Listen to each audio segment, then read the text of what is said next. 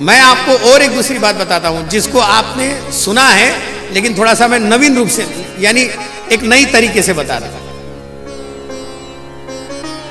भगवान के पास 16 प्रॉपर्टी है। कितनी? 16।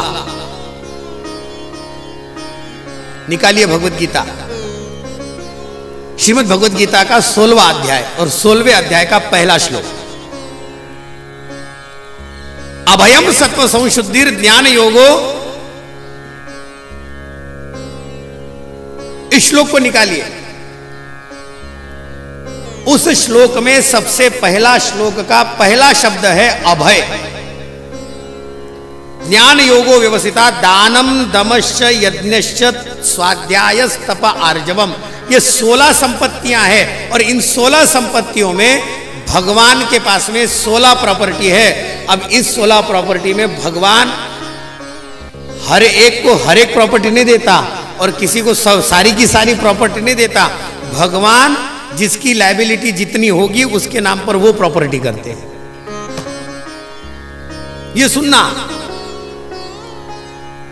कथा को अनन्य भाव से सुनोगे, भगवान का भजन अनन्य भाव से करोगे, वो उतना अभय संपन्न होगा। अभय संपन्न माने भय से मुक्त होगा।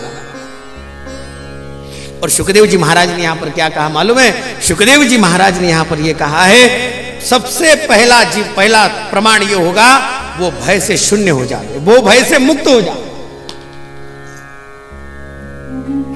दूसरा, जिसे अपना कल्याण करना हो उसके लिए ये मार्ग है। दूसरा ये है, अपने सारे के सारे सांसारिक तृष्णाओं को त्याग दे।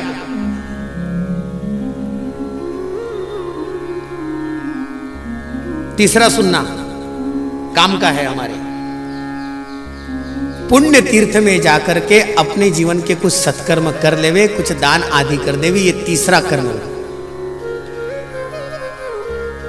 चौथा,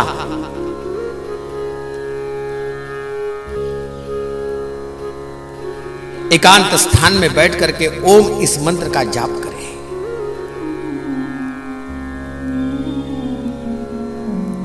परम शुद्ध ओंकार का जाप करने वाला प्राणायाम के द्वारा जो अपने मन को वशीभूत कर ले, वो अपने जीवन में कल्याण का मार्ग प्राप्त करता है। इसके लिए राजन, पहले तुम्हें मन के द्वारा और तन के द्वारा शुद्धि करनी पड़ेगी। द्वितीय स्कंद में भगवान सुखदेव जी महाराज ने तन की शुद्धि और मन की शुद्धि के प्रकरण को समझाया। मैंने केवल आपको 4 बातें बताई हैं। शुद्धि कितनी आवश्यक होती है आप जानना।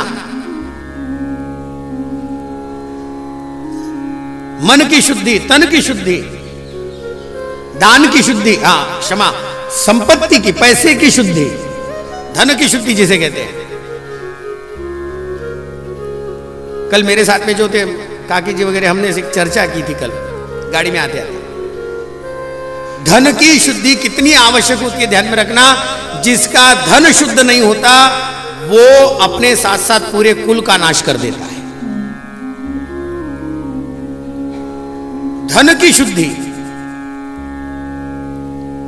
धन की शुद्धि के लिए होता है दान।